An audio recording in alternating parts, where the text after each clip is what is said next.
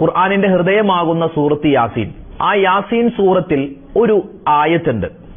അതൊരു ആയത്താണ്, പക്ഷെ അത് നമുക്കൊരു ദിക്റാണെന്ന നിലയിലും ഓതാൻ പറ്റുന്ന ഒരു ആയത്താണത്.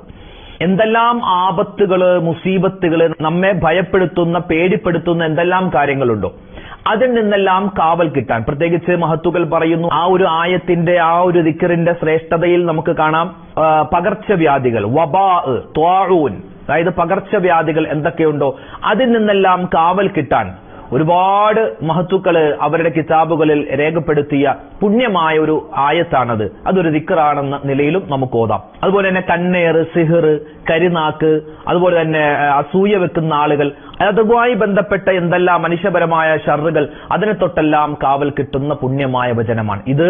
നമുക്ക് എല്ലാ ദിവസവും ഒരുപാട് വട്ടം, കൃത്യമായ എണ്ണൊന്നും നോക്കണ്ട, ഇങ്ങനെ പറഞ്ഞോ ഒരുപാട് വട്ടം പറഞ്ഞാൽ ഇൻഷാ അള്ളാഹ് ഒരുപാട് നേട്ടമാണ്. നമുക്ക് കുറച്ചു നേരം അതൊന്ന് പറഞ്ഞാൽ, പ്രത്യേകിച്ച് ഇന്നത്തെ കാലത്ത് പടർന്നു പിടിക്കുന്ന ഒരുപാട് വൈറസുകളുണ്ട്.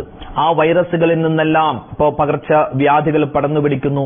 പിന്നെ ഇപ്പോൾ ഈ ചിക്കൻ ബോക്സ്, അതുപോലെ മുണ്ടുനീര് എന്ന് പറയുന്നൊരു അസുഖമുണ്ട്. മുണ്ടുനീര്, ഇങ്ങനെ ഈ കവിളിന്റെ ഭാഗം ഇങ്ങനെ വീർത്തു വരുന്ന, സ്കൂളുകളിൽ നിന്നും കുട്ടികൾക്ക് അങ്ങനെ ആ ഒരു പ്രയാസം വരുന്നു എന്ന് കേൾക്കുന്നുണ്ട്. അങ്ങനെ ഒരുപാട് പ്രശ്നങ്ങളും പ്രയാസങ്ങളൊക്കെ ഉള്ള സമയത്ത് നമുക്കിതിങ്ങനെ പറയാം.